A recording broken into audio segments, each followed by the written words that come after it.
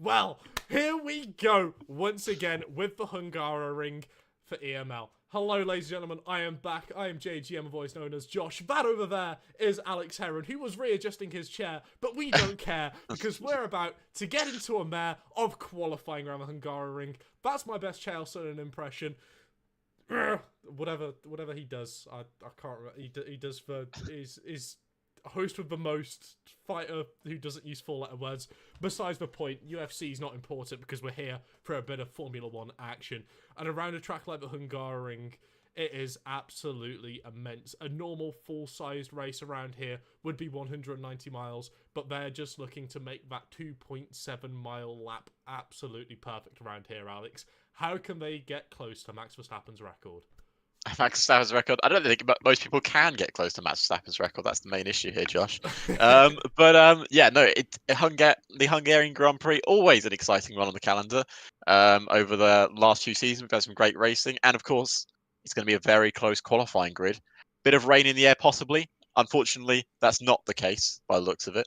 But also, just want to quickly go through some stuff before we get into qualifying. I'm sure Josh will swing it over to the screen shortly. Yeah. So the qualifying things, we've got a few qualifying bans going on this afternoon. Them being for one of the WOR drivers will be taking a qualifying ban, and both ABS drivers have to take a qualifying ban. But not only that, they've also been minused 5 points. It seems very harsh, but you've got to understand sometimes it's the best way to go about it. But we've still got an abundance of talent on this grid. Looking at the likes here of Tony Roche, who is on our screens, Alex Santana, again, TF10, looking to come out the gate swinging. And then, of course, we've got Andreas Aldal, who's decided to rename himself on Steam to Andreas Gripdal. Certainly something we're going to have to keep an eye on there to see whether he's certainly going to live up to his name, whether he's got any PVA glue on those tyres. But of course, last week out as well, we had a phenomenal podium with Tony Roche taking first place, with Piotr Debeck finishing in second, and Alfie Daniels finishing in third, which is, of course, given us this brilliant standings we've got at the minute. We currently have TF10 and Rising Lion Sport tied at the top, 0 points between them. Then we're looking 11 points back to Precision. And then, of course, we've got the rest of the teams flowing through this grid with NLR, WOR, Customs GT, Shazoo, ABS, Liege, and CPI as well. There's a lot of drivers here which are going to be looking to try and make up for perhaps not the best start to their season, but certainly something we can keep an eye on is the likes of Elias Passaros here, a fantastic driver who surely is going to be able to try and cook something up here in this qualifying session, Alex. Well, it's going to have to cook because, of course, the other WR driver, I assume that they've chosen, it's based on probably qualifying pace compared to race pace is what I would imagine they've gone for here. So one of the WR drivers will have to take a qualifying ban, and I assume that's going to be Justin Etz in the pit lane because he hasn't come out yet. Yeah, potentially, but as well, it also gives this sort of idea that they can just go for a full race strategy, right? They can go fully load onto one of their probably prime opportunities here to be able to just ignore qualifying, ignore trying to get this over the one lap, and just purely focus their setup on race, which again can be absolutely huge around here. How many times have we seen a race changed because of some strategy? Think back to Max Verstappen, Lewis Hamilton. How many times have we seen those guys battle it out between a two-stop and a one-stop? We are expecting a traditional one-stop race around here, but let's be honest, it's sim racing. Anything can happen. And Jensen Randall here for Shazoo is looking to try and get this off the mark here. Beautiful first sector there. He's keeping it well within the limits here, which can certainly be a feature, especially over the qualifying segment. Yeah, it certainly can. This isn't the easiest circuit. They say it's Monaco without the walls, or I've heard Martin Brundle call it that before. But there is a few walls, so I don't know how good of a comparison that really is. It is. It's a fantastic one. It is. I've done extensive amounts of research on this circuit, thanks to my time in GT3. And also, considering, taking a Formula 1 car around here, it's not the easiest feat at all, because it is one of those traditional tracks which can be very slow, very technical. Realistically, we're looking at about 7 to 8 different changes on the differential, let alone using the brake bias as well for these drivers to get around the lap. Nico Rosberg famously said as well, it was one of the tracks he hated the most because he always had to change something on his wheel throughout a qualifying session, and he found himself changing it even more throughout the race because as those tyres degrade, the car just gets a little bit more to handle and it just slowly falls away.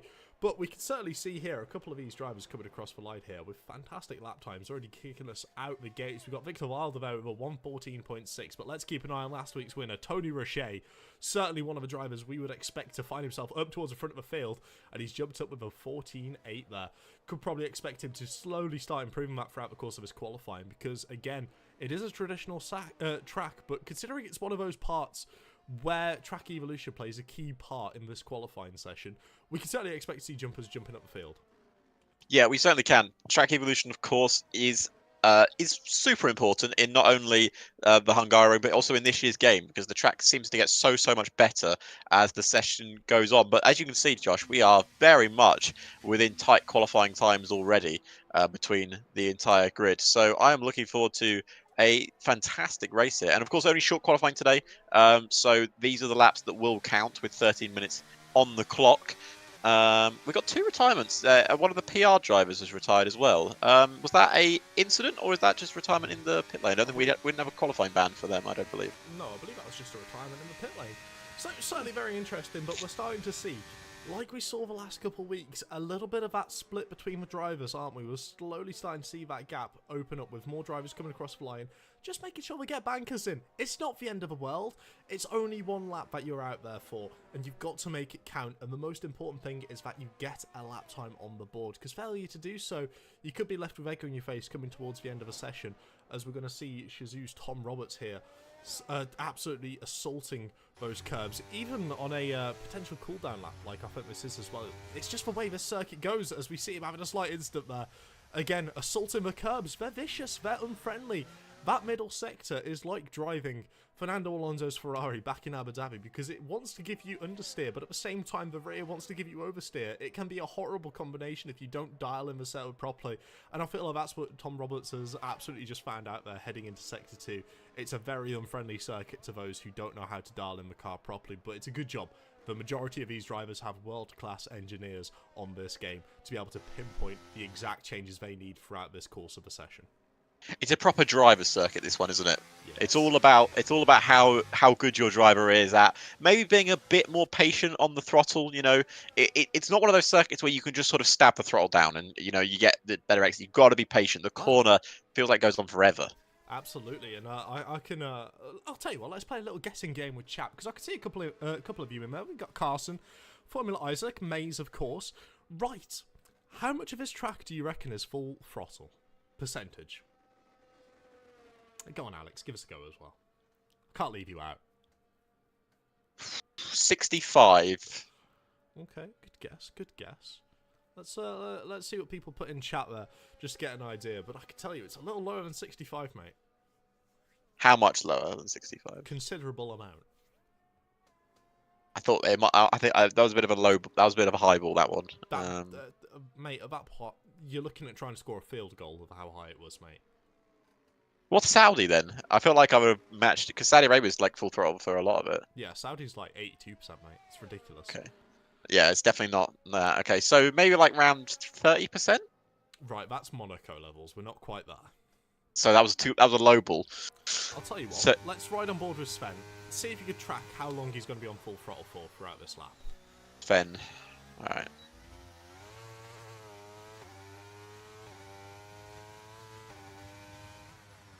Well, it's a bit. It's a little bit so far. Mace says 100%. I don't think that's true. No, it's not quite 100% Mace, but Oof. Just getting a little bit of traffic there. But of course, that's just going to give him a little bit of a toe. He won't mind that too much. You can see, majority of that Sector 1 is full throttle. There's a few fair points where he can't exactly get there, but you'll notice now, heading into Sector 2, watch how he feathers the throttle on this telemetry.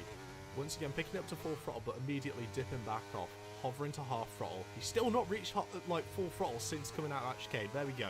Puts it down full throttle once again, but it's just got to lift slightly there, making sure he can get that car rotated in without exceeding the track limits. It's a brilliant technical skill these drivers have. With a slight lock up there, but it's not the end of the world. Once again, looking just to get a lap time on the board. There's still 9 minutes left of the session. There's still room to improve.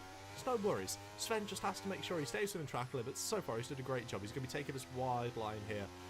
Would probably have wanted to try and get closer into that apex on that second half. He comes across with a 17.4, which by no means is a great representative lap time, but he's on the board, and that's important.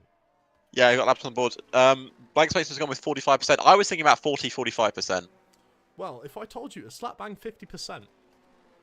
Half and half. Half and half. Majority of his track is took at, a lifting speed, not necessarily having it full throttle over the course of a racing lap. Of course, not a qualifying lap, because you can tell these drivers push so much harder when it comes to qualifying. They're trying to shoot up to full throttle any opportunity they get, and that's how it should be taken. As Tony Roche coming back across the line there with more of a representable lap time you would expect from the quality of Tony Roche. Yeah, goes on to provisional pole, 14.593, about a tenth quicker than Mr. Victor Wild, who did invalidate his lap time. Yes, it's unfortunate, but it's one of those beauties, isn't it? The Hungaroring. You can be forced to pay any sort of punishment possible for just taking it a couple millimeters wide at certain points as well. And for me, that's what really makes this track interesting. It is Monaco without the walls. It is a tight, twisty, technical circuit, which can be very challenging for a lot of drivers, if not all drivers, just trying to get themselves dialed into the circuit. But once you get it dialed in, it is absolutely perfect. As you see Adam Modan there coming back across the line there with a P8, and I'm sure we're going to see more lap times springing across the board in any moment. Yeah, Tom Roberts up next. He's going to jump from 20th to 5th. There, good lap time improvements for the Shizou driver. Jumped into 5th place. I was just gonna mention quickly. This circuit, I personally have a love-hate relationship. I used to not enjoy it at all. I used to find it really difficult. But as I've sort of grown into the game, grown better at it, it's very much Monaco-esque, and I love Monaco. So I've just driven it like Monaco, and I've got much better at it. Yeah, it's certainly one of those. You've kind of got to trick yourself into thinking it's more of a punishing circuit, because realistically, we know the curbs around here. We know the curb, especially heading up around turn 5 on previous iterations of this game. It was lethal, wasn't it? That inside curb, as soon as you touched it, you would spin. But this year, you can use a little bit of a curb. But again, it is still so punishing going over these curbs around here. They're not all friendly, and you've got to make light of that. You've got to understand which ones you're allowed to ride on, which ones you're allowed to use to your benefit, which ones will want to try and chuck you back onto the track, and which ones are going to want to try and pull you off that track. As we see Jumbo there doing a fantastic job making his way through Sector 2 there. Wondering where this CGT driver is going to be able to end up in the Alpine, as you can see him rolling that car to that left-hand side, making sure he gets a nice shallow line towards the apex, opening up his run, coming back down the main straight, and he jumps up there to P11. Definitely for CPI here in the Red Bull on a very good lap. And he looks like he could be jumping up a few places. 10th up in the first sector, 10th up in the middle sector. It could jump him up into the front row here. Let's see what he can put on the lap time. Goes 5th fastest, very close indeed. Good final sector though. Yes, absolutely. And I'll just quickly show everyone at home the gaps and the intervals between these drivers, because realistically between the top 3 there's very, very little separating them. NLR looking like potentially one of the teams to beat here, which would certainly be a brilliant bounce back. And for me as well, it'll be something I would necessarily expect from them, because they've got a very good lineup, they've got a very good roster. It's certainly filled with depth of talent all throughout it, and to give the opportunity to Victor and Zach to take the reins of the Hungary Grand Prix is surely something they'll be looking forward to, and certainly hopeful to try and make the most out of it, as we're going to see Victor now just coming to the end of Sector 3, preparing his lap. How much quicker do you think he can find here? Well, it's one of those tracks where you can make up time in pretty much every one of the sectors, but it's one of those tracks like Monaco where you have to nail every sector. If you're not improving, you've got to nail what you did before, pretty much. It's one of the things. If you'll say you make that first mistake corner, you lock up a bit, you're 2/10 down, you're not improving that lap time. You're not finding anyone. You might find maybe a couple of thousandths of a second, but everything's got to be a bit perfect here. Obviously, you can overtake it, unlike in Monaco. It's a lot easier, but it's still not the easiest thing in the world. The main straight is very powerful because of the DRS, and there Victor Wilder just sets basically the same first sector that he did previously. So right now he's matching his first sector time, but he needs to find the improvements in the middle one. This is where you can find the track improvements. It's a very tight, twisting sector. A lot of on and off throttle, as we were talking about, but he's gone wide there, invalidated. So let's switch to Zach Miles as he continues his push here in the Sauber car for NLR. We're going to go around the right-hander now. What's his middle sector looking like? He's 78 hundredths or 78 thousandths up on his lap time. It's almost a tenth. It's looking good for the Sauber driver. And I thought he might get a little bit of tow from his teammate, but his teammate still wanted to push back into the pits. So there we go. Zach Miles around the final corner. Here we go. It's a long corner. DRS now wide open. Can he improve his time? He does, and he improves it to provisional pole by 90 thousandths of a second. Absolutely brilliant stuff, but we've got to keep an eye on the drivers behind. Alex Santana and Elias Asaros there. Both of them looking to execute a brilliant push lap here, as we see Alex here chucking it into that final corner. Once again, running it nice and shallow, making sure he can get the rotation with that rear wing wide open. Jumps himself up into P3. Now, what's Elias going to be able to do here in the Scuderia car for WOR? Once again, you can see him just using that exit curb. It's almost necessary to try and get yourself a better Oh, he run. did improve. A slight improvement there, but he's going to be wishing for more. And with 3 minutes 20 left on the clock, it could be now or never for some of these cars to start rolling out the pits to make sure they've got enough time to prepare their lap. And I believe that is exactly what both the CGT cars have decided to do, as we see both the Alpines rolling out, and also both of the Shizou drivers in the Mercedes car. Well, Alpine currently 11th and 12th for CGT. Hopefully they'll perform better than they did in the main F1. That's unnecessary. Right, okay. Do we have to bully Alpine? Come on. No, we can bully someone else if you want to. We can't bully Haas anymore. They actually had pace. Yeah, very true, very true.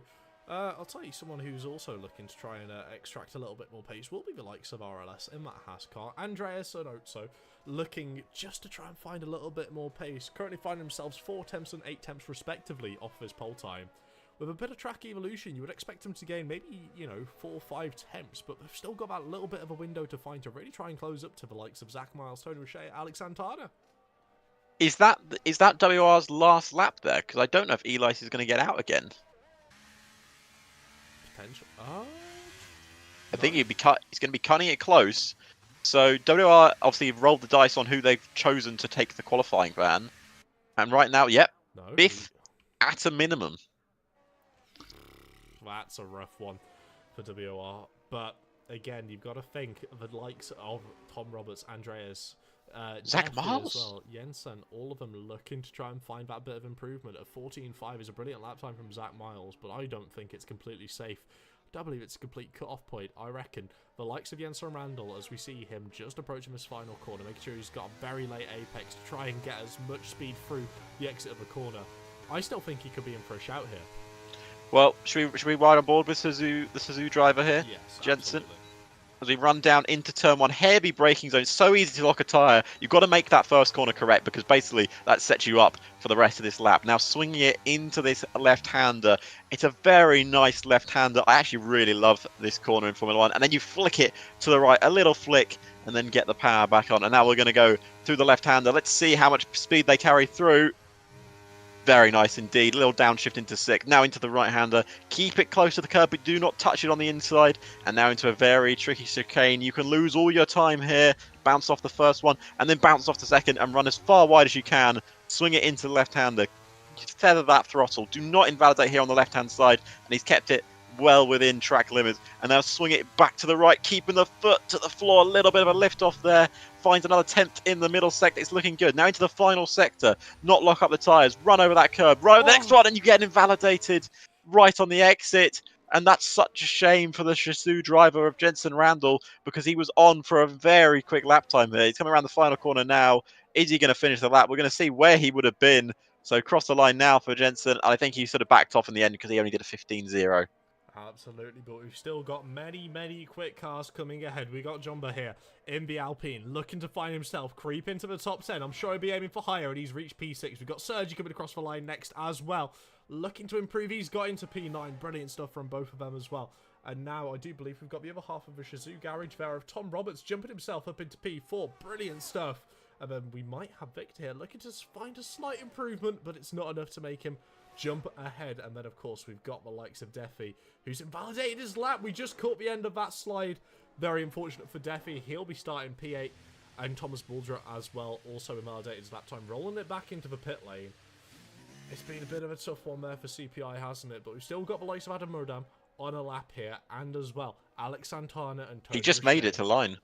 Alex Santana just made it to the line. He was within 7 seconds of coming out, and he's matched his first sector. Tony Roche goes on to provisional pole for TF10 with a 1:14.4, but it's now down to Alex Santana to make this a TF10 1-2 for McLaren. He's 87 thousandths down in the middle sector. He's got it all to do in the final sector, Josh. Can he possibly do it? Well, not running off like that, he can't, and that is the end of his qualifying session, which means he will only start third fastest. Yes, absolutely. Also, they're finding 2 tenths of improvement, but still finds himself in P13.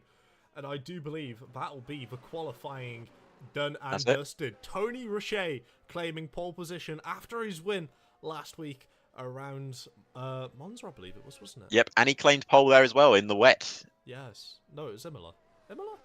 Nope, it was Monza. You are right. Monza the first time it was. Mate, I'm having a headache. I'm telling you. We do too many comms, mate. Can we not just call it San Marino instead? Surely, please. Well, Monza's not called San Marino, though, is it? Imola. If we call Imola San Marino, I won't be confused. True. I'll treat it as San Marino Grand Prix and not the Italian one.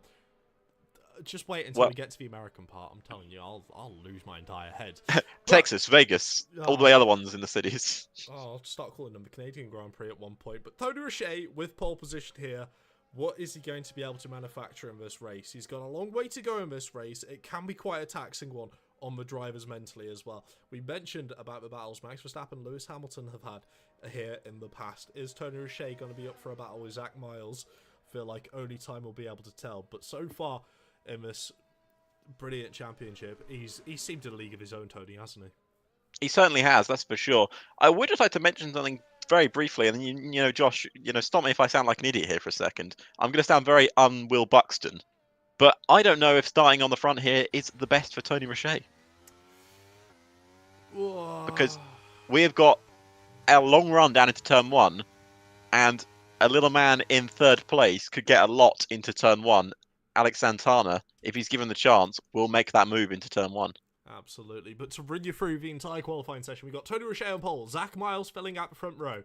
Then heading to the second row, we've got Alex Santana, Tom Roberts, Victor Wilder, Elias Passaros, Jomba, Defi, Adam Modan, Sergi Caseda, Andreas Jensen, Otso, Thomas Baldra, Drax, Sven, Justin Aerts, Alexi Coverto, Justin Chevalier, and Nico Viani. And I can confirm as well, PR did also have a qualifying ban. Hence the reason why he retired. But yes, you did mention we do have an awfully long run down into turn 1. It's 618 meters from the pole sitter's position, and you're thinking, okay, that's not the end of the world. But you got to think, 5 meter difference. We're looking at what?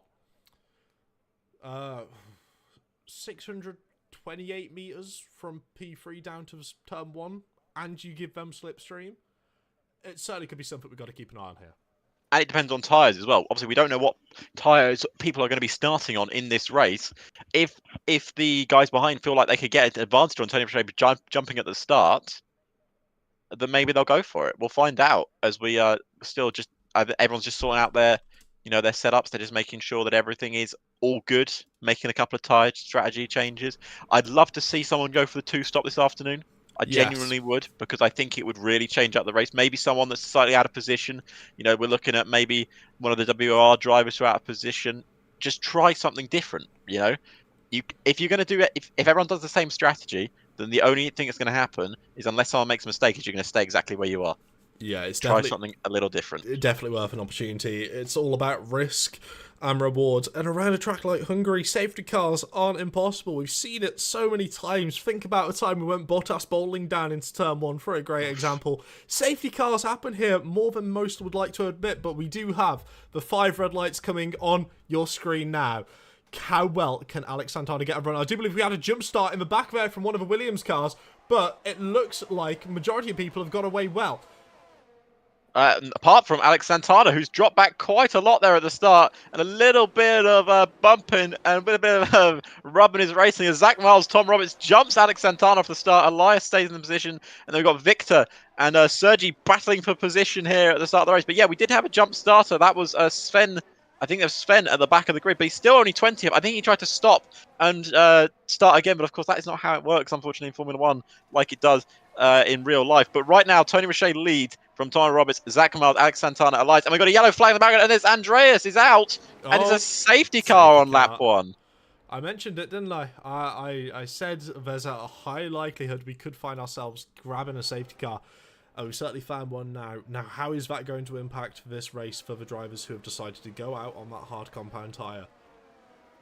Well, I'll be very interested. I haven't even looked at the tyres yet because I've been trying to look at the trying to have a look at the racing that's going on. Have we got a bit of desync problems going on? I feel like people are jumping about a bit. Is that on my screen? No, people are certainly jumping about. I can confirm it. We had half of that first lap with the majority of cars ghosted from the broadcast, which is certainly unfortunate. Well, I'll keep an eye on the thing so you don't have to alt-tab. Oh, beautiful. Wow. How many of these drivers, if any, are going to choose to dive it in the pits here on lap 1? Well, Elias, interestingly enough, starts on the soft tyre. Deffy's into the pits, interestingly enough, so he's gone for it. Bold decision, but as we mentioned earlier, there's a lot to risk and there's an awful lot of rewards you can find yourself grabbing, as I do believe he's put on a fresh set of hard compound tyres, which could potentially give him a good opportunity to keep himself running up in this field. He had a front wing change as well. He'll get to the back of his grid here, but certainly something he's going to keep in mind here is that he's done a mandatory stop. If he wants to, he can go back over to the soft compound tyres at the end of this race.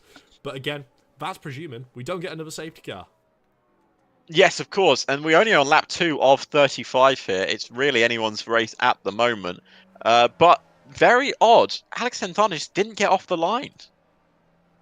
Yeah, certainly. It certainly seemed like he had a bit of an issue there, and I'm not sure whether you noticed it all, but Elias was all over the back of him, trying to just pressure him in any given circumstance into turn 5, even into the chicane here at 6-7. He was all over the back of him, trying to force him into a mistake, but Alex did a great job keeping his cool, just holding himself in that P4 position, and not necessarily looking too much in his mirrors. He wasn't racing in his mirrors, so to speak. He was more than happy to keep his head up, look forward, and see where Zach Miles could potentially make a mistake. But you've got to consider, for our Elias, currently joined first in the championship, it's not the way they would have wanted the start of this race to go.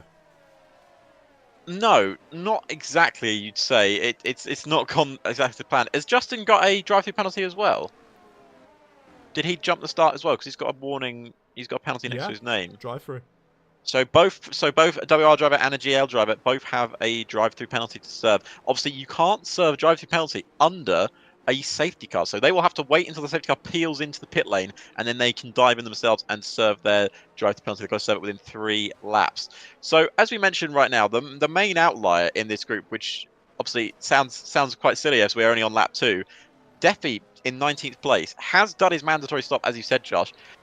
Can hard tyres do 34 laps in this race? You can certainly give him a go. I'll never forget the Creator Series race we covered around here, where it was Safso. For those of you who know, he's called a bit of a tyre wizard, and he certainly lived up to the name, because out of the 70 laps around here, he managed to do up to 62 of them on a set of hard compound tyres, and he's kept him alive until the very end of that race, and he was able to make a one-stop work, going from soft to hard tyres on a 100% race. So I believe we could see those hards make it to the end, but Deffy would certainly have to prepare himself to take him certainly a long way into this race and nurture him before the rest of the drivers decide to really go racing. But again, it's one of those, he can't risk falling off the back of a DRS train, because we know how powerful it is in this year's game. If he falls out of a DRS train, he could find himself in a world of pain. Yeah, he really have to try and make some moves up early on, to be honest with you, because he doesn't want to get stuck behind some cars that clearly he's obviously got the pace. He was up in qualified P8, so he's got the pace to really be up with the leaders. So make up some moves, try and push your way through the pack. Keep an eye on the soft runners at the restart here as well. Most likely, is it Elias in 5th place? I think that's how you say it. Elias, do apologise. In 5th place on his soft tyres. 4 cars in front of him on hard, and we have the safety car in this lap. Now, of course, unlike in modern day Formula 1, which has been a very recent addition, DRS is not enabled until 3 laps after the safety car. So these guys will rely on pure race pace in their Formula 1 cars. And then you've got to consider as well, how much do the front runners really want to burn their battery? Not a lot, right? Not a lot. You wouldn't want to, but when you've got drivers such as Elias sitting in P5 in a soft compound tyre and Sergio on a medium down in P7, they're going to be looking to burn. They want to make moves in this opening stint. They want to put pressure on these drivers. As we see Tom Roberts getting right up behind Tony Roche, and Tony Roche's gone there. Tom Roberts had a little bit of wheel spin, and that's going to open the window to Zach Miles and Alex Santana, both of them looking to try and get something working down into turn 1. We've got a car jumping around there. I believe that's Tom Roberts, but Zach Miles was able to make easy work of it down the inside. Alex Santana there as well, looking just to keep on the back of Tom Roberts, as we see him looking to go to the outside. But of course that'll give Pesaurus here a brilliant chance of a Ferrari to get a little bit more traction and try and size himself up a little bit more to try and make an overtake later in the race. But we've got so many battles breaking out all over the track. Yeah, we've got a couple of wheel-to-wheel moments towards the back of the grid. Drax in the Williams making up another move. He's going to go up the inside here of Jensen in that soft tyre, and he's also going to allow Adam Moden to get a move done, possibly into the chicane, as they go wheel-to-wheel into the chicane. Very nice racing indeed between the Aston and the Mercedes. The Shizou driver is now in 10th, and the RLS driver trying to battle through against the Aston Martin in P11. But to be honest with you, Elias didn't make the start that I thought he would on those soft tyres. He really didn't get them a massive amount of launch off the final corner. And Tony Roche caught out a lot of people with his restart. Yeah, certainly. It was a very sneaky restart, wasn't it? As we're going to see also there, trying to send it around the outside into turn 13. It's certainly a difficult move, but I do believe we saw Adam there slightly backing off, as we're going to see Justin dive into the pits there to serve his drive-through. But again, you've got to consider how the rest of this race is going to unfold. And with Elias currently showing the pace he's got on that soft compound tyre, making a very late move to the inside. But of course, that opens the door for Alex Santana to get the switch back, the up and over, and reclaims P4. But how long is he realistically going to be able to hold on to this from that soft compound tyre behind him? Because surely you would think, with the pace Elias has shown in the qualifying, putting on a fresh set of soft tyres, surely you should be absolutely flying past these hard tyres in a couple laps' time. You would think so, but in a couple of laps' time, those soft tyres will be gone on his Ferrari car. He needs to get these moves done now or never, to be honest with you, because what is he going to be on? He's going to be on a one-stop, most likely, so soft to hard, possibly soft to medium. But those soft tyres, I can tell you from experience, from a driver that used to use the softs religiously, they are not a race tyre in these hot conditions of Hungary, because they're going to burn off your car. Yep, certainly are. That rubber, we know, the C5 compound, it is so soft, and at the end of the day, it's not exactly what you would want in a racing tyre. But so far, Elias here is holding on to the back of the McLaren. But as you mentioned, he's got to make moves now or never. The same could be said for the likes of Drax, currently in P9 in the Williams. He's got to start looking forward, try and get a couple moves going, as Tony Roche once again sets fast lap of this race. He's currently cruising out in front, but Zach Miles isn't willing to let go of that DRS at all, because it is now enabled. This is where the likes of Zach Miles, Tom Roberts, Alex Santana, Elias are all going to be able to close in to the back of Tony Roche and just keep him under a little bit of pressure and keep him honest, making sure he can't necessarily just run away with it here. Yeah, we've got a lot of drivers right now, unfortunately, in what is known as the DRS train. Of course, everyone, apart from Tony Roche, who's leading this Grand Prix, will have DRS behind him, which will keep Tony Roche, a bit worried and keep Zach Miles within his DRS window. I think Elias picked up a warning there. He went a bit wide on the exit of that corner. I think that's probably his first warning of the Grand Prix. When you're on those soft tyres, I think, Josh, you've probably experienced this before. You feel like you've got so much grip on the softs to start with, and you start flicking it into corners, on the limits of where the track limits can be. But by the time you get to around lap 5, lap 6, you're going to be struggling on those tyres, and they don't do what you want them to do anymore. But Alex Santana here, out of DRS range or thereabouts of Tom Roberts, and that could really open the door for the WR driver to get past the TF10 man. Yeah, I do believe Alex there was just a couple thousandths, so he will get that DRS, and it will help him pull him slightly further along. But you can see how strong this DRS is by riding with a Zach Miles. You can see he's closed up 6 tenths of gap, down to 2 tenths, and then of course he's going to get the second help in the DRS as well to be able to continue his run and his assault on Tony Roche currently in P1. But you mentioned these soft tyres. They make you feel superhuman at the start, don't they? But at the end of the day, it's a bit of a facade, because next thing you know, you're just overdriving the car, you're losing pace, it's not the way you want to run your race. And I believe Elias could potentially fall victim to that later on. Give it maybe 1 or 2 extra laps, and I'm sure we'll be seeing him trying to flip the car in, and the car not being as friendly or receptive as we want. As we're starting to notice as well, a lot of these drivers are deciding to keep off that curb heading through the chicane, which is certainly a very interesting technique. Personally, I wouldn't mind necessarily clattering that curb a little bit more. Yes, you're running a risk of potentially picking up a track limit violation, but at the end of the day, it's the start of a race. This is where you've got to make up that time. Yeah, exactly. I think you do make a valid point there, because you want to make up as much time as you can, as it looks like Zach Miles trying to get a bit of grip into those hard tyres. You know, we saw in the last couple of seasons when I believe Ferrari used the hard tyres, they were not operational enough to be used, but I think that was on a colder day here at Hungary. It's a lot warmer now, but Zach Miles had a horrendous final corner there, losing the rear end. And you've got to say, the dirty air affects cars around here. But down the inside goes Elias on Alex Santana. He'll get the second helping of DRS and a little bit of a parking on the apex there from Elias there to defend from Alex Santana. Yeah, he chucked it so late on the brakes. He caused a little bit of a lockup, but he was able to park it on the apex beautifully. And got a little bit of a love tap from Alex Santana to the gearbox of Elias there, just saying, hey, come on, mate, you didn't need to do that. Because now Elias is missing out on that DRS from the cars in front, which could play a crucial point in this race up towards the front three.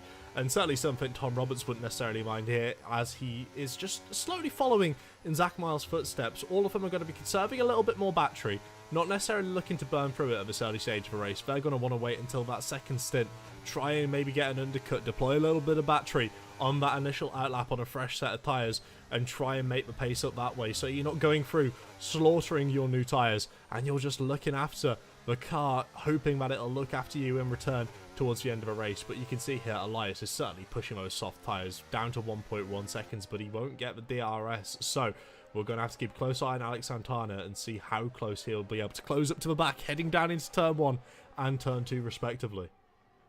Well, keep an eye on Thomas as well in P7, looking to try and get past Sergi there in the Alpine. The CPI driver trying to get past the CGT driver, and right now they can't make any moves stick. Good defensive driving from the Alpine man. I also want to just point out that Elias's tyres here are already struggling. I think they've hit that cliff that we were talking about. This is the graining phase that a lot of drivers were so happy to see implemented in this year's Formula 1 game properly, which is allowing drivers to, catch up depending on the soft tyres. We've got a yellow flag in the final sector there. Is that for Sven? Sven had a little off in the final corner? Yes, he has. Might have spun it out the final corner there, but let's just keep an eye on how much Alex Santana is able to close up to Elias through his second sector. He's almost gained a 10th through 2 corners alone, really showing those soft tyres are not in a world of good right now, are they? Elias is certainly going to be one of those drivers wishing they didn't have the fall-off period, while Alex Santana will certainly be smacking his lips at the opportunity to get an overtake sorted on Elias and try and close back up to the rear of Tom Roberts, because all the time he's wasting here, sitting behind this Ferrari car on slower tyres, it's not looking good for his potential to grab a podium in this race. No, not at all. But here we go, down the DRS straight. Alex Santana, I think, is going to go straight back past the Ferrari, the WR driver, the TF10 driver, battling it out. Has Elias already run out of DRS? Because I think I can see his light flashing from here, and might get the second helping of DRS, but it's not really enough, is it? That second DRS straight, unless you're alongside the driver, it doesn't really help you. We saw that with Fernando Alonso and Lewis Hamilton back in 2021. Oh, as Victor almost loses the rear end of his Sauber there in P9. Alpha Sauber, my favourite. Alpha Sauber.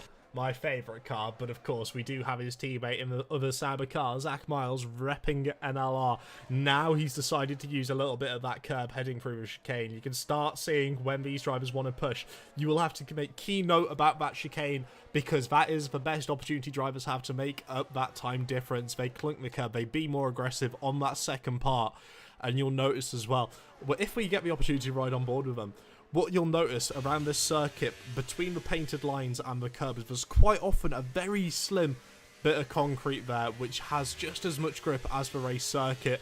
Nico Rosberg, once again, who used to say the target for every single lap you would go through is aiming for that concrete bit, so you're not running over the curbs, you're not putting the suspension under any more stress, and you're not adding extra degradation to your tyres when you don't want it. But we see here, once again, Alex Santana is just a little bit too far back to make a move on Elias. Yeah, and this second helping of DRS, as we mentioned, is just not powerful enough to really send it for a move down the inside. And this is costing Alex Santana in this race. As you mentioned, Josh, the TF10 driver is going to be so frustrated because he has the pace to be up with the top 3 leaders, and he can't get there at the moment. He's having to be held up by a WR driver who at the moment really is just fighting for position, and all this dirty air, you can see how much it's affecting the car. I'm running on board with him right now, and it's affecting him so much. I think there's a little bit of a regroup here for TF10 as they try and work out a way past Elias. Maybe an earlier pit stop. We saw that with Lewis Hamilton in 2021 as well, when he was pulled into the pits by Mercedes to get fresh, clean air, because we know how powerful the undercut is. Yes, absolutely. It is almost lethal around here, how good it can be. But again, it's another one of those scenarios on the F1 game where the overcut can work to their advantage as well, depending on how much clean air they're able to get. And, you know, necessarily focusing on the potential for another safety car. We've already saw one here. Let's not off-right a opportunity for a second one, especially with the likes of Elias, of Drax, and of Justin, all on those old soft compound tyres. They're not going to be the most scripted, they're not going to be the most responsive, especially heading through the likes of that second sector, as we see Defi there picking up a time penalty.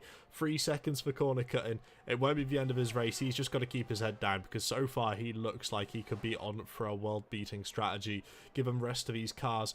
Once they end up diving it into the pits, he'll be fighting for track position with them, thinking that he doesn't need to make a mandatory pit stop again.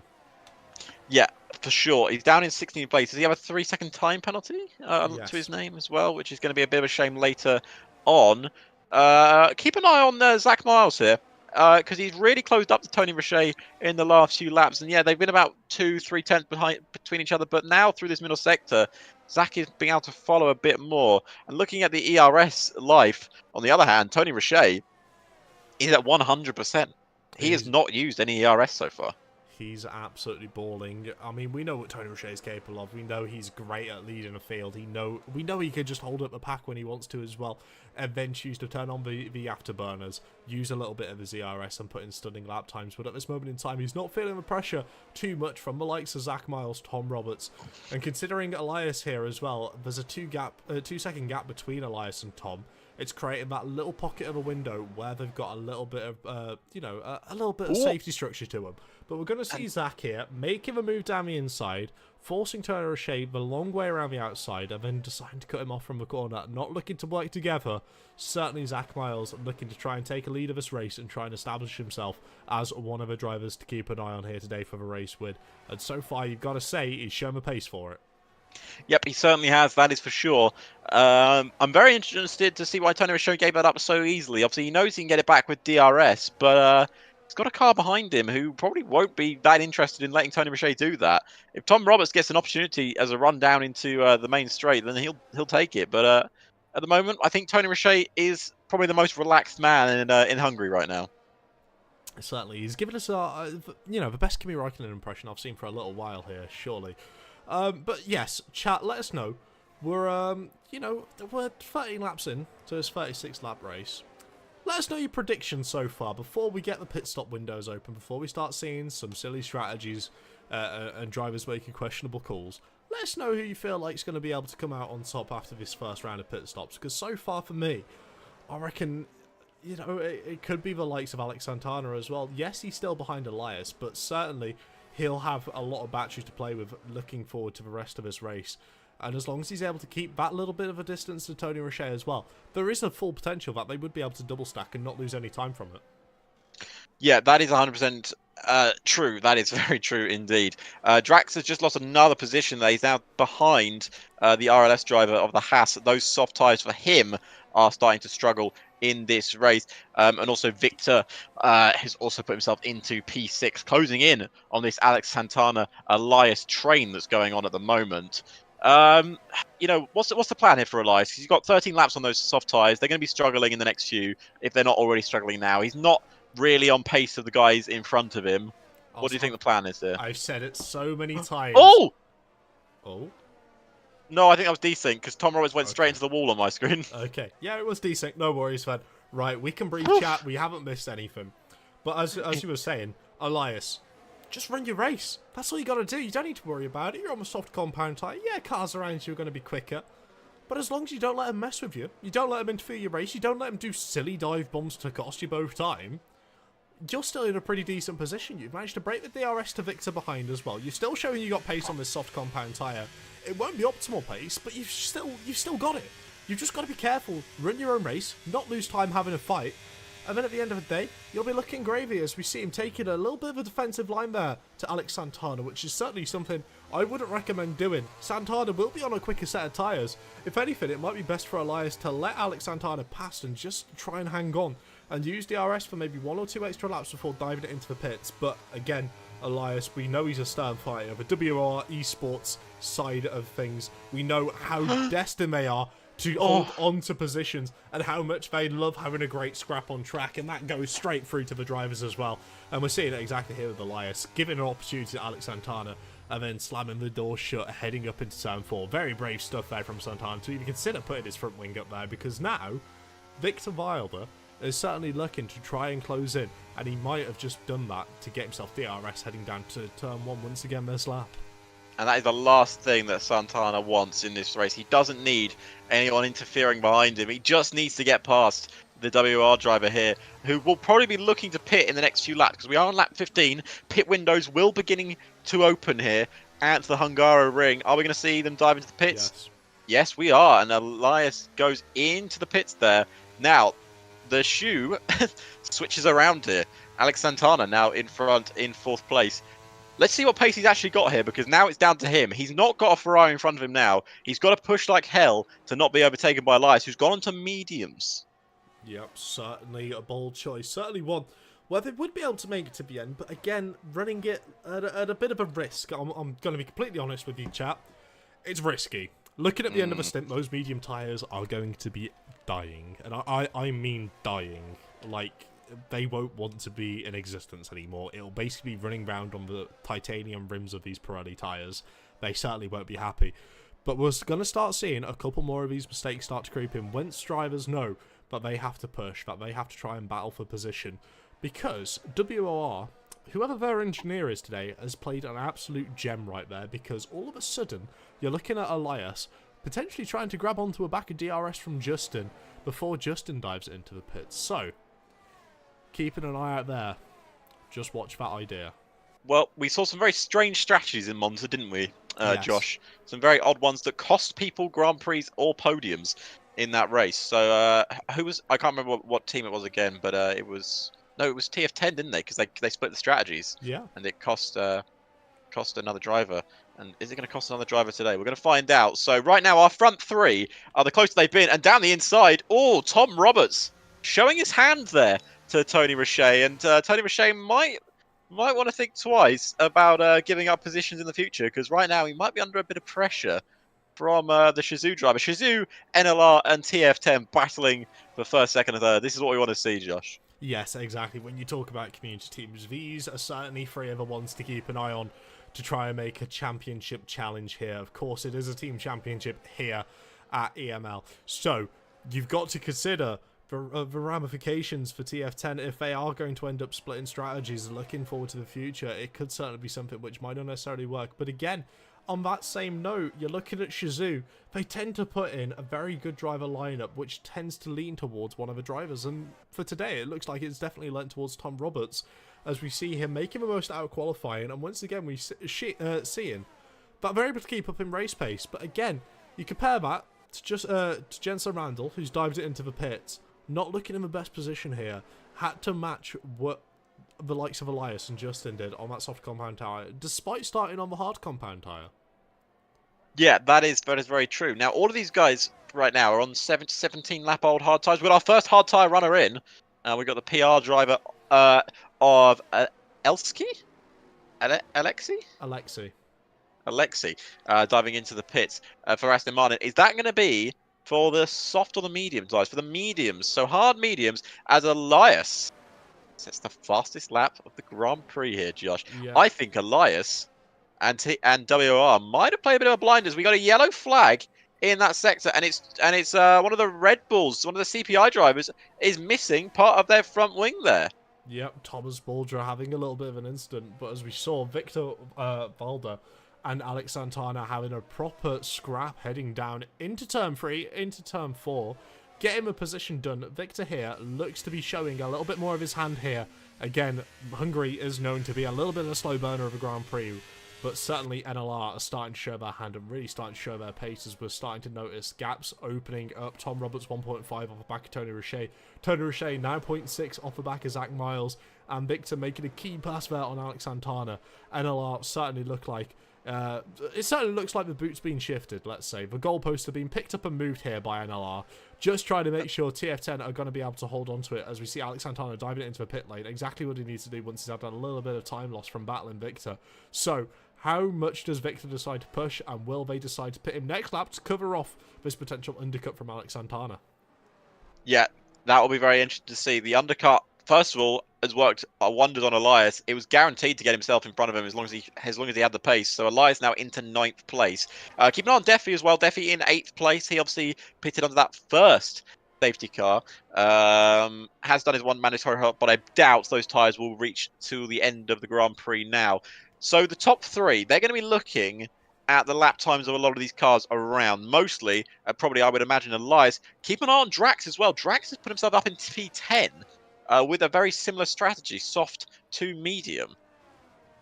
Yep, certainly a very good cut to really go for the undercut around here, because it, despite it having more overtaking opportunities than Monaco, it doesn't go to say much. It can still be very, very difficult to try and get a pass sorted here if a driver defending has stocked up on ERS, and that's certainly something the likes of Elias, Steffi and Drax are going to be looking to try and do, because they know they're going to be in a vulnerable position once their tyres start to fade, start to fall off that cliff, and the drivers behind them are still going to have 1 or 2 laps to work with before their tyres end up hitting the cliff. So it's certainly going to be one of those where it'll slowly unwind, but we do see Victor decide to pit this lap to try and cover off Alex Santana's rush. Well, it makes sense. It would be very silly if they kept him out. Around the final corner, though, Elias is going to have a great run on Defi here. So the CPI driver against the WR driver, not much of a competition. 4-lap-old mediums against 18-lap-old hards. It's not exactly, it's kind of heavyweight versus lightweight, quite frankly, to be honest with you at the moment. As Alex Santana does get into 9th ahead of Victor Wilder, and also, interestingly enough, Victor behind Alexi. As well, sorry. Certainly, Alexi there making the undercut work. Now, he's in a great position because we see Alex Santana's red light is flashing towards the rear, indicating he's below 10% ERS. So if Alexi is able just to hold on to the back of Alex Santana, follow him through with DRS, and not necessarily get through as much ERS as perhaps Victor might be trying to do behind, he could certainly find himself having a great result here from what potentially could have been quite a tragic opportunity for PR. Obviously not having the greatest qualifying, find themselves back towards the rear of the grid with Alexi serving that qualifying ban, but find himself currently in P10, gaining 8 leaders positions. are in. Certainly looking good for him, but with leaders in, this is certainly going to open a window. All 3 leaders in as well. So Zach Miles, Tony Richet and Tom Royce down to the pit crews now. Let's see what they can do. So Tony Richet goes on to those medium tyres. So does Zach Miles, and they obviously come out in the same order they joined. Apologies, everyone. Oh dear. Elias into 3rd. Yes. Brilliant work from Elias, and as well, he's going to have Santana and Alexi into 6th and 7th. Yeah, but we know the overcut can be equally as powerful towards the end of a stint. They're in a great position now, but how great is it going to be moving forward? And Victor, can run out of road. Victor liched pulls to the bit for the right, a bit late for Adam, but I imagine he's a bit annoyed about having run out of the road from Tom Roberts. Right. Okay, so looking here, I reckon a couple drivers we're going to need to watch. Obviously the ones towards the front who just came in, put on a fresh set of mediums as well. But Alex Santana, 2-lap-old medium tyres. Alexi behind, who will work as kind of an artificial rear gunner for the TF10 driver. Just having that little buffer where it's going to be slightly awkward for the likes of Zach, Tony and Tom to really try and get an overtake sorted without having to go and dump their ERS. Certainly it's got to give Alex a little bit of window to play with. And if Alex is able to make that move on the Williams car, as we see him doing now, dumping a little bit of battery, climbing himself up into P3, Drax into P4, that's going to create a little bit more of a barrier between himself and Zach. So, Alex Santana might be on for a brilliant strategy here, but if Alexi goes for moves like that, he might have to reconsider a couple of these overtaking opportunities. Yes, he's on fresher tyres. Yes, he's got quicker cars behind, but you can't be risking moves like that because he's going to put you under pressure from the likes of Zach Miles, who gets the move sorted out into turn 4. And Alexi there is paying what might be the ultimate price. As you see Alex Santana now taking the inside of the chicane. Brilliant stuff there from Santana, being very opportunistic. And now he's got 6 seconds to find on Elias Basaros with only 12 laps remaining. But there's a bit of a Defi-shaped roadblock going on at the moment here between everyone behind. Look at, they're pushing each other through the corners here, Josh, because they're trying to get past Defi, who is still not pitting this Grand Prix. Oh, he's been hit there. Oh, it's a big collision between a lot of the drivers. Zach Miles has made the move around the outside. And oh, big crash in the back as well into Alexi and Tom Roberts. It's all kicked off as we thought it might because of how close everyone was. Tony Roche's found himself in 4th, and people are diving into the pits as well. And I think that's definitely the pits. It's not been a good afternoon for the CPI driver, as Victor is now going to try and get past Alexi as well as we run down into turn 1. Down the inside goes Tom Roberts. Oh, Drax has turned into him. It's like Bottas and Ricciardo in 2018. And Victor Wilder's going to have a good run now as well. And he's going to go around the outside of the Williams driver, who's gone back up the inside of Tom Roberts, who's taken him out again, and Tom Roberts has gone wide. I'm sorry, but that's unacceptable. Drax should really hand that position back in immediate effect. He can't be doing that. I don't care how frustrated you're getting. I don't care how experienced you are. You know you can't just drive into the side of a car, flick the rear out to get a move done. That's not on. Let's see if Victor's going to get any better luck here trying to get a move on Drax, but Drax covering the inside there. Dear me. And to think as well, it's too aggressive. It's way too aggressive.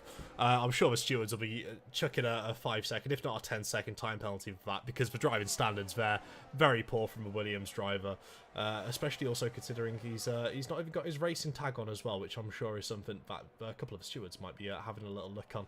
He's got to have that GL stamp on his name heading into a session, but Drax here looking just to try and hold on. But again, look at that. He's got... Right. Yeah. Okay. I mean, you can't be doing that, Drax. That's... unacceptable. Yeah, it's an outrageous thing to do. Unacceptable. But it's a good job. We've still got good quality battles up towards the front here. Those of which have been able to get past Drax safely, find themselves in a brilliant opportunity. The likes of Alex Miles now onto the back of Alex Santana. Santana's slowly trying to reel in Elias Basaros there. We can see that gap falling down there by 1.4 seconds over the last couple of laps. But again, Elias has found himself in a great opportunity here. As long as he's able to just sort of nurture those tyres a little bit more, make sure he's able to keep them in an operating window. Yes, he knows Alex Santana, Zach Miles, Tony Roche, and Victor are all going to be catching up to him. It won't be the end of the world.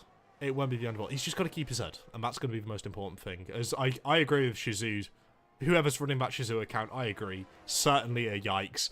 It's certainly a yikes moment. Certainly a yikes. But let's try and focus on the positives, because we've had brilliant racing up towards the front. It's unfortunate Tom Roberts got caught up in that little battle there. But again, he showed brilliant pace, and it certainly wouldn't be out the picture for him to be able to recover and potentially look to try and finish P5, depending on what happens between the NLR and TF10 drivers here, because we know they are rivals as long as they've been competing with one another. They know this championship is a great opportunity for them to stamp their name on a title, and they know they have to give absolutely everything, because we see Zach Miles with a very late move to the inside. It's not quite there, but Tony Roche now is certainly expected to try and get a move here. Defin's retired on track. I think he's had a crash into the wall. I think he's lost the rear end, but that's not caused a safety car.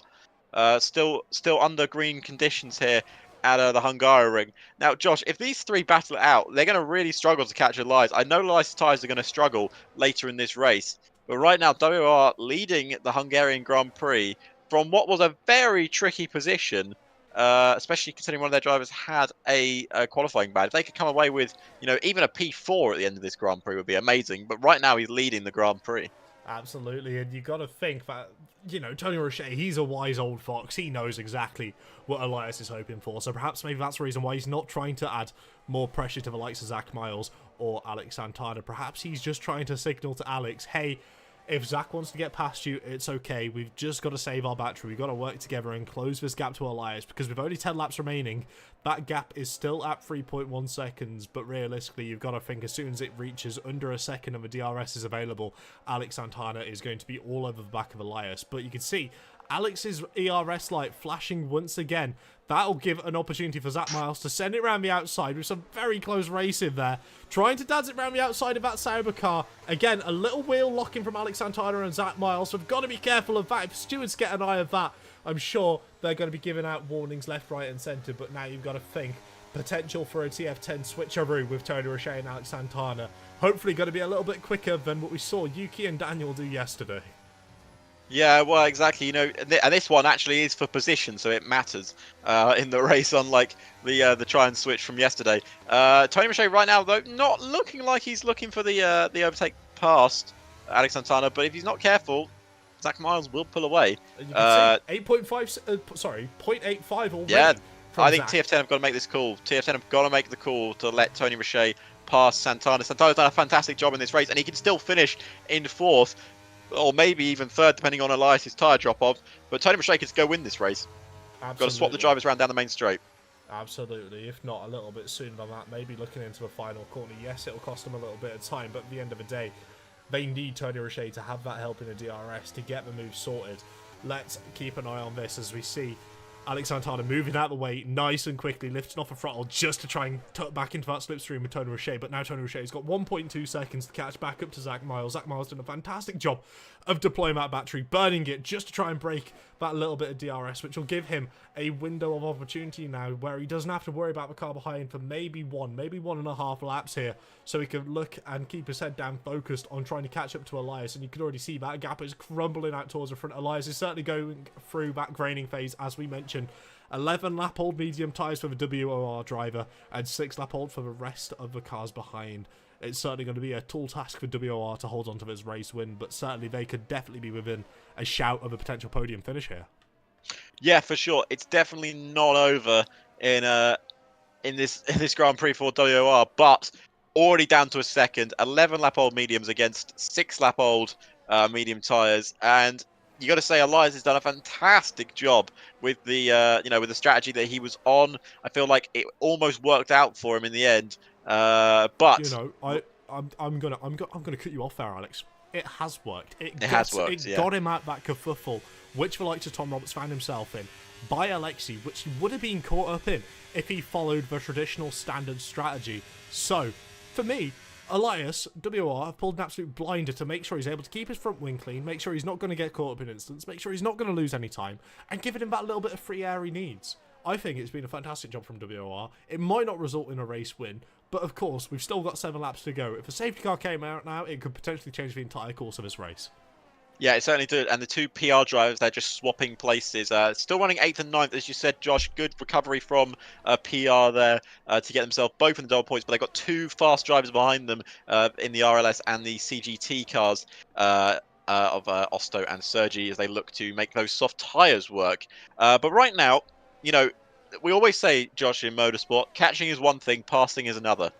Is. And Elias has been caught, yeah. But he's not been passed yet. Yeah, not yet. I feel like it might be inevitable, but certainly one thing which is inevitable is the unexpectedness of what these drivers are able to deliver. We know, we've seen it here before. We've seen brilliant races, especially over on the console side here at EML. We could potentially see a record-beaten race here, depending on how well Zach Miles is able to try and dispatch the likes of Elias. But again, Tony Roche finds himself in that brilliant opportunity, find himself P3, getting a little help in a double slipstream, goes to the outside, dummies it, cuts it back to the inside, gets that move, almost signed, sealed, delivered. He licked the stamp and absolutely sent it, and now he's going to be looking to try and hold it onto the outside. Zach Miles doing very, very wise defending there, making sure he doesn't necessarily turn into the corner, but of course, Tony Roche is going to get the inside, heading through turn 3, so he'll claim a position heading up into turn 4, exactly what Tony Roche needs to do. Now that's some proper wheel-to-wheel racing going on there. Maybe a bit of a lock-up from Zach to try and send Tony wide, but he's not going to give this up anytime soon. As you said, NLR, TF10, they're going to battle to the end of days between these 2 cars. But I'm sure Elias was loving that battle behind. Something I have noticed there, Josh, and I don't know if it was a bit of DRS deployment, I don't think it was, that Ferrari is very fast in a straight line. Yes, it is very fast, and of course, you're looking at overtaking points around this circuit. Turn 12, it's a risky one, but it's feasible. Turn 1, coming off that DRS straight, it is feasible, but if a car's got a very, very slippy setup, it could be very difficult to try and pull alongside, let alone looking to try and make a move down the inside. And then, of course, you've got turn 2. But again, it can certainly be up for debate here, because once again, we're seeing Elias with that, you know, dare I say, 0-0 wing sort of strategy, making it work absolutely brilliantly. And that, of course, would also indicate the reason why he's losing so much time in that middle sector on this dying medium tyre, because he doesn't have the wings to help offer that little bit of extra grip where it's necessary. So potentially we could see Tony Roche looking to try and make a bold move, maybe heading up into turn 6 for the chicane. But again, it would be a very bold move indeed, as we're going to see Elias now taken up in towards turn 4 and then to turn 5. This long hairpin rising up the hill before ending up reaching up to the chicane. And Tony Roche is just forced to wait here for yet another sector. Yep, and all that time, it is burning Tony Roche's tyres out. But look how much he gains in this middle sector here, Josh. But he has to slam on the brakes because Elias cannot be caught in the middle sector. It's so hard to overtake here in this middle sector. And even down the main straight, Tony Roche is having to use the RS to close in. He's right behind him now. He's right within that chance of making that overtake stick. But Elias, he's going to pull over to the right-hand side down the main straight. He's going to try and get marbles on Tony Roche's tyres, which will help him out. But he'll get marbles of his own. Here we go, around the final corner. How much can Tony Roche follow? He's left that with a very nice margin indeed. And I don't think, after all of Elias' defending, it might come to an end here on lap 31, as Tony Roche will break the latest into the corner. Elias will try and battle it around the outside, but it's given a door open to Zach Miles as well. And Elias is gone from first to third in a little bit of a lap. And that is, unfortunately, the dream over for WOR, as it looks like Tony Roche and Zach Miles will win this race, dueling for the lead. Yes, I mean, how many times have we seen it come to the end of the laps around the Hungary? It's almost sacrilegious that it's going to happen. A 1-2 fight at the end of this race, and certainly something Tony Roche's got to have a smile on his face about it. Zach Miles is currently struggling with his ERS. Yep, he certainly is. And Tony Roche, on the other hand, is absolutely balling, as they might say on ERS. I'm never going to say that again on a commentary stream. I do apologise. Please don't. I just can't say the youth words, you know. Got to be hip, down with the kids, yo. So Zach Miles is trying to close in on Tony Roche, about 0.5 of a second. He will have DRS, but that McLaren is fast in a straight line as well, Josh. It's not just the Ferrari. Yes, certainly. Zach Miles here is going to be looking to kind of fill his intermediary role, as Elias once again is going to get that DRS, and I'm certain with a very slipstream orientated car such as the Ferrari or the McLaren, both of them are able to make the most of DRS. But of course, Tony Roche is at the front of this field now. He won't get the helping of DRS, which will just slowly pull Zach Miles in. And realistically, I feel like we might be seeing a move on lap 34 heading down into turn 1 for Zach Miles, because that is going to be his best opportunity to try and make an overtake. Meanwhile, we've still got battling throughout the field. We've got Alex Santana trying to defend from Victor for P4 and P5. Once again, we're seeing this TF10 and LR battle. And Jesus Tom Roberts, despite getting caught up in an incident, which is of course no fault of his own, finds himself sitting there in P6, still with a little help in a DRS. But will he be able to get slightly further forward to maybe try and add pressure to Victor? That's what remains. Well, also, Alex Santana, yeah, he may got pressure from behind him, but he's going to start putting pressure on front of him as well, because Elias' tyres, I think, are about to hit that cliff. 16 laps on those medium tyres. They are struggling. He's done a fantastic job for WR today. He will get some good points for them, but unfortunately, he won't probably get that podium, because I think Santana might catch him. But once again, it's catching is one thing, passing is another. And we saw how tricky it was for Tony Roche, who has been super fast in today's race. But Zach Miles is still within a chance here of victory for NLR. He's got ERS, but so does Tony Roche. But luckily for him, he's got the DRS. Absolutely. So, how well is Zach going to be able to hold on to this? I mean, realistically, if we just have a little flash of his battery, we're going to see it's hovering around that 30% mark. So he's going to have to be very, very careful. Maybe try and go for all-out harvesting techniques on this lap and not lose that touch with Tony Roche. Well, Tony Roche's got the luxury where he won't have to manage his DRS as much. All he's got to do is keep probably about well, I want to say probably about 50% of his battery, just so when he needs to, he can deploy it down the straight and try and fend off Zach Miles. And realistically, you might be able to consider that with a little bit of ease with 20%, because he'll have so much more to burn in comparison to Zach, especially heading through this middle sector. It might not look like an optimal time to deploy a little bit of battery, but again, if you're just able to make sure you can get the traction on the rear, deploying ERS through this middle sector can find you a whole bucket of time. You're looking at maybe 2-3 attempts, depending on how well your tyres are able to manage to hold on to the surface. But Alex Santana, closing up to that DRS range again, could be in for still a battle for Elias here, holding onto his podium position. But it's going to go right to the wire here as we approach the penultimate lap of this race. Yep, we are getting on to the penultimate lap. Lap 34 or 35. It's been a very thoroughly enjoyable Hungarian Grand Prix. Thrilling from start to finish between a lot of drivers. But right now, it is Zach Miles chasing down Tony Richet. And we're going for another lap. But interestingly enough here, Josh, I'm surprised Elias has been able to keep that third place as it stands. It's Santana, of course, on 15-lap-old medium tyres. They're not much better. They're not in much better shape. So I don't think he's going to catch him now. I thought he might just close right at the back of him, but clearly I have misjudged Mr. Elias's pace. Yes, you've got jet rockets in the back of that Ferrari. It's about time a Ferrari car's got jet rockets on it, because we certainly need them. But Elias is doing a fantastic job for WOR, bringing a handful of points, regardless of if it's third or fourth he finishes. Certainly looking very strong to try and bounce back. And then, of course, you've got NLR Victor here, closing up to Alex Santana as well. We could potentially see NLR jump both of the TF10 drivers. Alex is still struggling with his battery. What do we owe at? Oh, dear. Oh, Zach Miles almost going straight into the wall. Something's gone wrong with this car. He's come wide on 3 corners in the final sector here. Well, that's not going to help his chance to try and close up to the back of Tony Richet and get this race win, is it? As we're going to see Tony Richet now heading through onto the final lap of this Grand Prix with battery to spare. Certainly, it's going to be Richet's to lose here. Zach Miles did a fantastic job. He's currently holding on to P2, and he knows he's got to push if he's got to have any opportunity. He went for a late move to the inside, but he was way too far back to try and make that one stick. Zach, he gave it a fair attempt. He understood his role. He had to give it a go. But I feel like it might just be best for him to calm down, settle it back down, understand P2's the maximum he's going to be able to take, and try and figure out a way to crack it moving forward. But meanwhile, we've got a great battle for P4, 5, and 6, with Alex Santana feeling the pressure of Victor heading up into turn 4.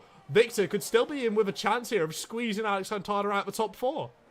Yeah, Victor might just get him with a lap to go. We got battery flashing on every single car as everyone's battling for position. We got a yellow flag in the back. And no, one of the PR drivers is out on the final lap of this race. He's done so well for them this afternoon. We've got another one going slowly without front wing. That's one of the ABS drivers of Nico.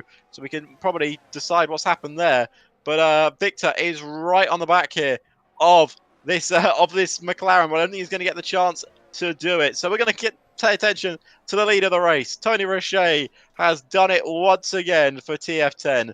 The McLaren driver, the TF10 driver, will come around the final corner and he wins the Hungarian Grand Prix. Zach Miles finishes in second with Elias in third. Santana holds off Victor Wilder, who holds off Tom Roberts. And then we got Alexei, who finishes in a great 7th place for PR. Otso in 8th. Justin Chebler in 9th. And Sergio will get 10th. And Nico will cross the line with a broken front wing for ABS. And, oh, he just sneaks into the top 10. Just. Barely. Brilliant stuff there. But once again, we've got a back-to-back winner here. And it is Tony Richet for TF10. Showing his dominance, showing his prowess when it comes to these technical, awkward circuits, which drivers tend to love so very much. Tony Richet. Brilliant race there. But again, Elias has to have a special mention. My driver of the day, making an alternate strategy work. And boy, did it work. Grabbing himself at a podium, staying out of that conflict we saw in the mid-pack. Brilliant stuff from Elias. Brilliant result for WOR. Looking forward to next week. Are they going to be able to keep up the momentum?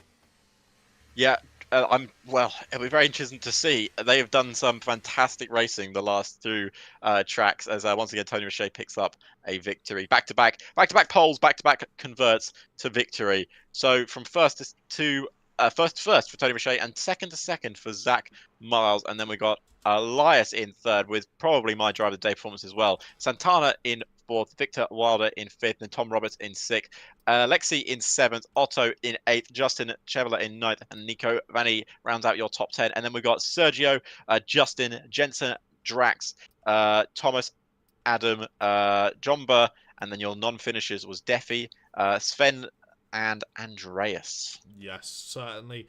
A very interesting race once again here at EML. Again, a lot to be mentioned. Driving standards from some drivers, I'm sure they're going to get flagged up. I'm sure they're going to get told off, and I'm sure they're going to get handed slam dunk penalties. Because to be quite honest, up at the front, it was brilliant to watch, but slightly more towards the midfield, it seemed a lot more desperate. It seemed a lot more uncontrolled. It seemed a lot more dangerous, to be honest with you. And that's not the sort of racing we're looking for. EML is the pinnacle of sim racing, trying to bring you competitive action up and down the field. And again, it'll just be one of those things. The stewards are going to have a look at it. We don't get a say, but again, you've got to mention, up towards the front, it was immaculate racing. Fantastic work from all the drivers. Yeah. Once again, it was amazing up top. Yeah, of course, the middle field is always a bit scrappy in terms of performance, but these are professional drivers. They should know their limits of themselves and the limits of the drivers they're racing around, and the limits of the track, of course, that you are racing around as well. If you race around Hungary, you're not going to make moves like Silverstone. It's a very different circuit to go for overtakes every single lap. Of course, they're drivers at the end of the day. They want to make overtakes. You know, I'm guilty of it as well. I think we're all guilty of making moves like that, but on a regular basis, not what we want to see. So, Josh, where are we going next week for our lovely viewers here to tell before we move on with today? You know what? I'm going to be completely transparent. I'm not sure. I mean, I feel like somewhere slightly warmer might be nice. I'm getting a little bit sick of this miserable weather. Yeah, so, I know, it's awful, isn't it? Yeah. So maybe if we went somewhere around the equator, you know, maybe a Jeddah would be nice. Maybe a Mexico, maybe even an Australia would be lovely. You are right on one of those circuits. We're going to the equator. Lovely. Yeah, we're going to the Equator Grand Prix. It's a straight line around the world. We'll see you guys next week. We'll see you guys there. No, it will be Mexico. Yes. And with the longest run down into turn 1, I feel like we're going to see some interesting tactics in qualifying to make sure they don't start at the front, because the slipstream there can be absolutely immense. The altitude as well of the circuit just makes it a little easier for the drivers to get slipstream to work, to make it more proficient as well. So it'll certainly be something that we're going to have to keep an eye on. But don't forget, 7 PM every Sunday, we're back here at EML for this PC division. But of course, feel free, get in contact, join the Discord, find out a little bit more, try and get yourself involved, try and contribute to this brilliant community we've got here as well. Because not only do we have the PC side, we've also got the console side as well, which is absolutely fantastic. It's a great pleasure to watch through and through. But other than that, Alex, how do we round today off? Round today off with saying thank you all very much for watching. We hope you enjoyed the racing, because we certainly have. Hungaroring always brings up a nice surprise. And we go to one of my favourite circuits next week, which is the Mexican Grand Prix. I know, a little bit of helmet tilker for you. That's what I don't know if he made that circuit. He probably did. It's wide. It's wide. You've got heavy braking zones. That's helmet tilker all over. Anyway, on that message, we will we'll leave you, and we'll see you next week. We'll catch you next week. Bye all.